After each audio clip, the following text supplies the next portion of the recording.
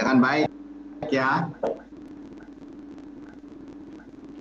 Bismillahirrahmanirrahim. Assalamualaikum warahmatullahi wabarakatuh. Saya merasa terhormat sekali diundang dalam diskusi untuk topik yang saya kira cukup berat, dan topik ini menurut saya cukup lama dibahas sejak awal Orde Baru, ya, dan kemudian ramai sekali dibicarakan ketika kemudian dia pengampunya adalah almarhum Pak Mulyarto, dan sekarang kemudian entah bagaimana saya melihat ada buku Ekonomi Pancasila yang disusun oleh kawan saya ini Profesor Didin, dan ada Profesor Erani. Saya kira ini sudah para ahli, sudah para scholars yang tepat yang membahas ini. Izinkan saya untuk pertama mengucapkan terima kasih atas undangan ini Pak Rektor, terima kasih para penulis, Profesor Erani, Profesor Didin. Saya sebenarnya orang yang kurang pas ini untuk membahas ini, apalagi posisi saya sebagai Kepala Bappenas atau Menteri PPN. Karena itu saya ingin melucuti dulu posisi saya sebagai anggota kabinet. Jadi saya mau hadir sebagai Suharto Mono Arfa, itu jauh lebih lebih leluasa buat saya untuk berbicara.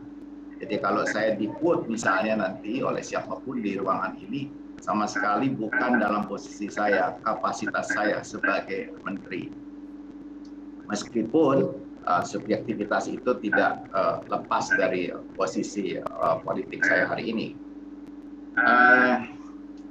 Saya akan membagi saya punya pengalaman saja, karena saya pernah menjadi pebisnis, saya pernah menjadi penggerak koperasi. Saya kira saya salah satu pendiri juga untuk Koperasi Pemuda Indonesia.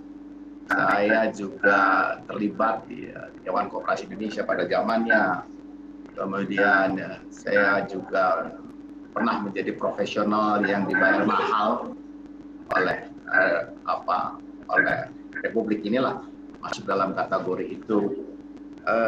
Dengan pengalaman yang nano-nano itu dan dengan dengan segala pengetahuan yang saya miliki, saya akan memulainya dengan kira-kira pada tahun setelah saya selesai kuliah pada waktu itu, saya ingin melanjutkan sekolah saya di Amerika Serikat. Pada waktu itu saya punya cita-cita untuk menyusun sebuah sebuah biografi Hatta mengenai politik ekonomi. Sebelumnya memang sudah ada penulis mengenai biografi Bung Hatta, yaitu Deliar Nur dan satu lagi Matt, dua-duanya dari NU di Australia. Dan saya pada waktu itu di Amerika dan dikejar terus untuk menyelesaikan itu, termasuk Profesor Budiono mengejar saya untuk menyelesaikan. Tapi karena saya masuk dalam barisan pada waktu itu mantan demonstran, maka oleh Pak Daud Yusuf almarhum saya dicoret untuk mendapatkan beasiswa, dan kandaslah studi saya yang tentang Hatta itu. Ini menarik sekali menurut saya, dan ini ada Pak Ari Kuncoro dari Fakultas Ekonomi UI. Kalau saya akan bicara agak sedikit nyinggung-nyinggung ke sana, ini karena studi saya yang tahun 80-an itu, 82. Sebenarnya kan ekonomi Pancasila itu kita belum sampai pada sebuah grand teori mengenai ekonomi Pancasila. Dan memang tokoh di balik ini dalam sejarah politik kita tentu adalah Bung Hatta. Itu tidak jauh dari Bung Hatta. Tapi sebuah pertanyaan coba saya ajukan hari ini. Siapa sih sebenarnya yang follow Hatta dengan benar, yang mengikuti Hatta dengan benar? Menurut saya kita mencoba mendekati, tetapi kita masih jauh dari gagasan-gagasan Hatta, dari pemikiran-pemikiran Hatta, dan dari apa yang dikehendaki oleh Hatta. Saya pernah menuliskannya ini dalam sebuah buku yang diterbitkan oleh Kompas. Itu sebenarnya nukilan dari saya punya tesis pada waktu itu dengan judul Semestinya Hatta Menang. Karena saya berpindah-pindah rumah, saya sampai lupa di mana arsipnya itu saya peroleh. Terakhir yang mengumpulkan arsip-arsip penulisan saya itu Saudara Fahri Ali. Semalam saya telepon Pak Fahri Ali, dia bilang ya mungkin waktu ada peristiwa bom di depan kedutaan Australia itu hilang juga itu kumpulan-kumpulan tulisan saya, termasuk misalnya Ninio itu. Jadi ada sebenarnya kalau saya mau kejar, cuma karena waktu ya kepadatan dari saya nggak mampu. Saya juga coba masuk di global, di Google, dan di Google yang saya temukan beberapa orang saja mengutip pendapat saya dalam tesis-tesis doktornya, dan termasuk mengutip pikiran saya dengan title Semestinya Hatta Menang itu. Apa yang ingin saya bagi di sini adalah pengalaman dari tulisan yang sederhana itu. Sebenarnya kalau dimuat di Kompas dalam rangka 100 tahun Hatta memang tidak selengkap sebagaimana dalam buku yang editornya adalah Saudara Daniel Bekidi. Jadi di antaranya ada juga yang menulis adalah Pak Mulyarto dan beberapa lainnya. Nah, saya coba memulai yang akan saya sampaikan ini, bagaimana penerimaan Hatta atau bagaimana Hatta diterima oleh para policy maker Indonesia di zamannya, di masanya, sampai dengan masa-masa setelahnya. Hatta terlibat di dalam pemerintahan, tentu sebagai wakil presiden. Ialah bersama-sama Supomo yang menyusun bab tentang kesejahteraan di Undang-Undang Dasar, wabil khusus dari pasal 27, 28, 29, 30. Dan itu dengan perdebatan-perdebatan yang saya kira sudah diterbitkan juga oleh Sekretaris Negara pada waktu zamannya Pak Murdiono, perdebatan itu. Jadi kita bisa telisik apa yang didebatkan oleh para pendiri bangsa kita di masanya. Bung Hatta kemudian kan sibuk dengan politik sampai kemudian bahkan beliau juga dikatakan orang yang pertama kali juga mencoba melanggar Undang-Undang Dasar dengan menerbitkan maklumat X, yang kemudian muncullah Syahrir menjadi Perdana Menteri. Padahal konsep di Undang-Undang Dasar itu adalah presidensial. Dan maklumat X itu seakan-akan menafikan Undang-Undang Dasar yang baru saja muncul. Ya, maka kita bergerak dengan semacam parlementer sampai kemudian pemilu 55. Hatta baru punya kemampuan, punya waktu untuk menyusun strategi Indonesia ketika dipercaya oleh Bung Karno. Waktu itu ibu kota dipindahkan ke Yogyakarta pada tahun 47, yang kemudian dikenal dengan siasat Hatta. Dalam sekumpulan orang-orang hebat pada waktu itu, Bung Hatta memerlukan seorang sekretaris, dan sekretaris anak muda itu dia minta dari ayahnya sendiri, yaitu ayahnya namanya Margono Joyo Hadikusumo. Anak itu adalah bernama Profesor Dr. Sumitro Joyo Hadikusumo. Jadi yang saya mau letakkan ini adalah bagaimana positioning kedua orang ini di dalam meletakkan mainstream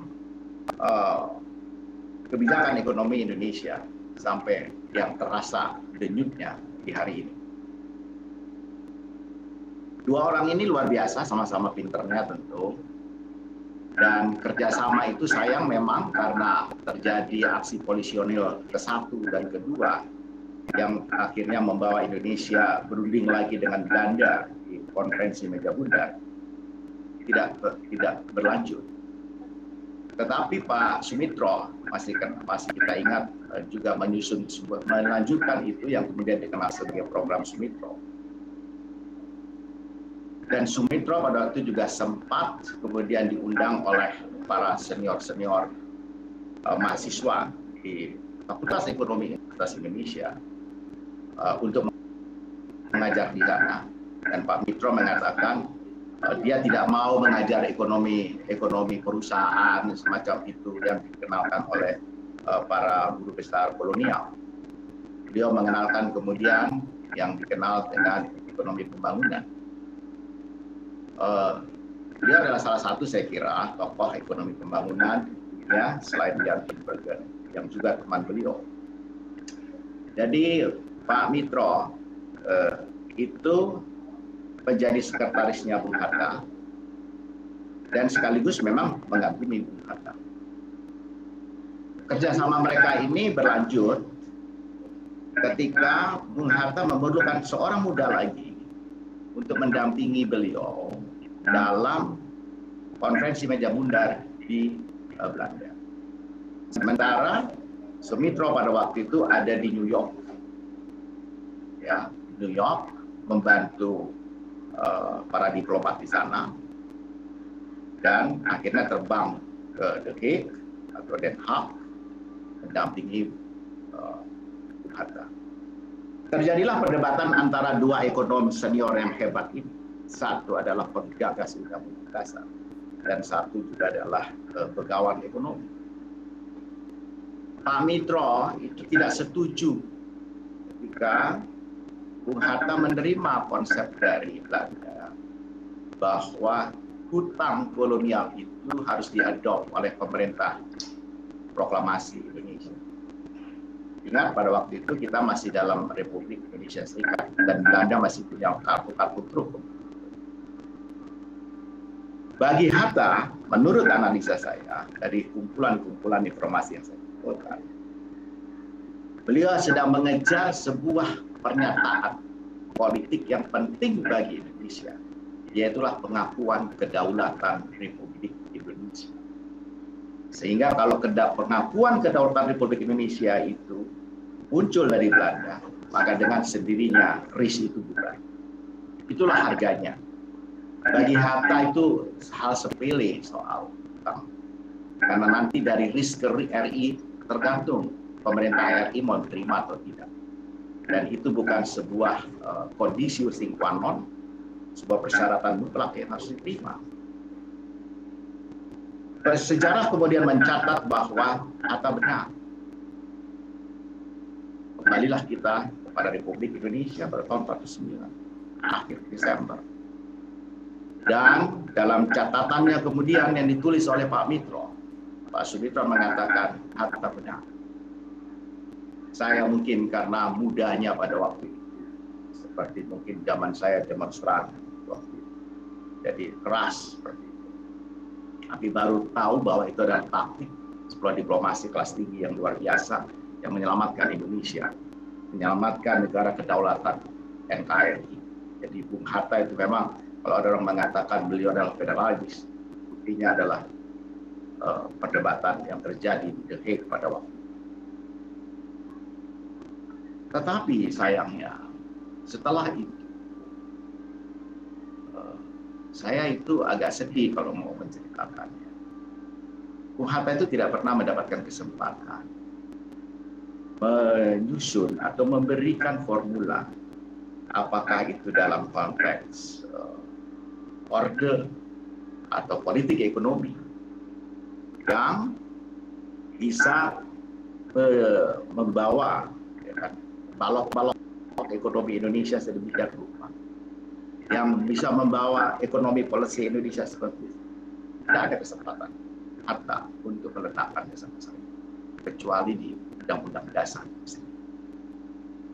Bahkan kesedihan saya itu adalah juga beliau itu, maaf, saya ingin mengatakan maaf, tidak pernah diterima oleh Fakultas Ekonomi Universitas Indonesia yang pada waktu itu adalah yang melahirkan para ekonomi besar kita, termasuk Pak Wijoyo Sastro yang saya gantikan menjadi Menteri yang ke-16 saat hari ini. Jadi ini adalah fakta ya yang saya temukan dalam studi saya itu, nothing to do dengan apa, tapi itulah. Bahkan beliau tidak pernah mendapatkan gelar Dr. Honoris Causa bidang ekonomi masuk dari Fakultas Ekonomi atau dari Universitas Indonesia. Jadi kenapa? Hanya soal sepele, yang menurut saya hanya soal sepele, yaitu mengenai teori ekonomi buka. Teori ekonomi buka itu kan ekonomi dualistik. Padahal Hatta itu hanya menggunakan teori buka itu untuk merekonstruksi sejarah ekonomi Indonesia pra proklamasi agar tidak terbentuk kapitalisme, kata beliau. Jangan sampai mengikuti tahap-tahap kapitalisme menurut Lombard itu. Jangan sampai. Mulai dari kapitalisme muda. Ada sedikit bukan dramatis, melankolis. Saya memulai tulisan saya pada waktu itu mengatakan, dan itu kemudian dikutip oleh banyak orang. Bahkan saya punya katakanlah kalimat di situ. Dibeli oleh sebuah biro iklan karena katanya bagus sekali. Saya menceritakan bagaimana seorang Hatta menggunting iklan sepatu Beli, lalu diletakkan di mejanya di Jalan Diponegoro itu untuk mengingatkan dia agar dia satu ketika bisa membeli sepatu Beli itu. Tapi sampai akhir hayatnya, uang pensiun yang dia peroleh itu sebagai wakil presiden tidak mampu membelikan sepatu Beli, sepasang sepatu Beli, dan dia punya cita-cita kecil menurut saya, sepatu Beli yang kemudian tidak bisa dia beli dari pendapatan seorang pensiun wakil presiden. Itu mungkin agak sedikit nakal saya mulai dengan cerita itu, karena kenapa? Karena masa seorang Hatta masih punya keinginan punya sepatu Beli dan di masa pensiun. Tetapi juga itu membuktikan paradoks yang indah menurut saya. Nah, lanjut kembali ke cerita saya tadi. Ya. Saya coba mencari jejak-jejak sejarah itu. Pak Mitro kemudian meskipun dari pengasingannya bahkan memberikan sambutan pada Fakultas Ekonomi UI. Beliau pada waktu itu sudah tidak di Indonesia, di Pelarian, memberikan sambutan, ya, sambutannya tentang Indonesia, tentang ekonomi. Kemudian saya nggak tega ini kalau ngurusin lagi itu, saya nggak kurang tega ini Pak Didin, Pak Rektor. Saya mau potong lah itu, tinggal bagus saya ini. Saya pelan loncat saja langsung bahwa pada akhirnya Sumitro itu, Pak Mitro, mengatakan begini, tidaklah pada tempatnya Elis Pikal. Elis Pikal itu dulu adalah juara Indonesia tinju. Dihadapkan dengan Muhammad Ali, juara tinju dunia. Itu kata Pak Mitro satu kali. Dan Pak Mitro juga kemudian ketika diangkat menjadi Ketua Induk Koperasi Pegawai Negeri, itu tiba-tiba saja menjadi pengagum Bung Hatta dan pelanjut Bung Hatta. Dengan kata-kata beliau yang juga luar biasa. Dan yang tragis juga adalah Pak Mitro juga mendapatkan hadiah Hatta Award yang pertama. Pak Mitro, Hatta Award pertama. Padahal kalau saya baca dari jejak-jejak yang sejarah yang saya kumpulkan pada waktu itu, satu resi yang masih relatif muda pada waktu itu dengan Bung Hatta, itu memang dua ekstrim pemikiran para pemikir ekonomi Indonesia yang meletakkan, yang kemudian memberikan pengaruh. Pak Mitro itu mengatakan begini, adik-adik saya juga ternyata ada yang salah. Itu Pak Mitro mengatakan. Adik-adik saya itu tentu ada juga, ternyata ada juga salahnya. Hormat saya kepada Bung Hatta. Jadi saya hanya ingin mengatakan dalam kesempatan yang baik, ekonomi Pancasila itu belum sampai pada satu grand teori. Kita belum bisa mendudukan seperti itu. Tapi kita sedang berusaha mempraktekkannya dalam kehidupan berkebangsaan. Saya kira itu terpulang kepada para sekolah kita. Bagaimana kemudian bisa mengenalkan itu. Saya kira bukan pada tempatnya hanya karena pidato Bung Hatta pada Hari Koperasi tahun 47. Lalu beliau dikenal sebagai Bapak Koperasi. Ya, ketika menyampaikan pidato itu di Tasikmalaya pada tanggal 11 atau 12 Juli 47. Kira-kira pada tanggal itu. Dan saya kira adalah dia Bapak bangsa. Dia adalah ekonom besar kita yang sayangnya tidak mendapatkan porsi yang pas dalam oleh para generasi muda berikutnya, bahkan oleh fakultas-fakultas ekonomi yang ternyata juga tidak mengajarkan mengenai teori Hatta. Begini dari saya. Mohon maaf kalau ada yang tidak pada tempatnya pas. Saya hanya ingin mengingatkan orang yang besar itu memang meninggalkan jejak kayak itu di kemudian hari. Orang baru ngeh setelah dia tiada. Orang baru ngeh setelah bisa mengkomparasinya dengan beberapa teori yang lain. Bung Hatta telah melambung dari sejarah di mana beliau terlibat. Demikian dari saya. Terima kasih. Assalamualaikum warahmatullahi wabarakatuh. Dan saya mohon maaf, saya mesti ikut acara yang lain lagi. Selamat mengikuti debat ini, diskusi ini. Terima kasih. Assalamualaikum warahmatullahi wabarakatuh.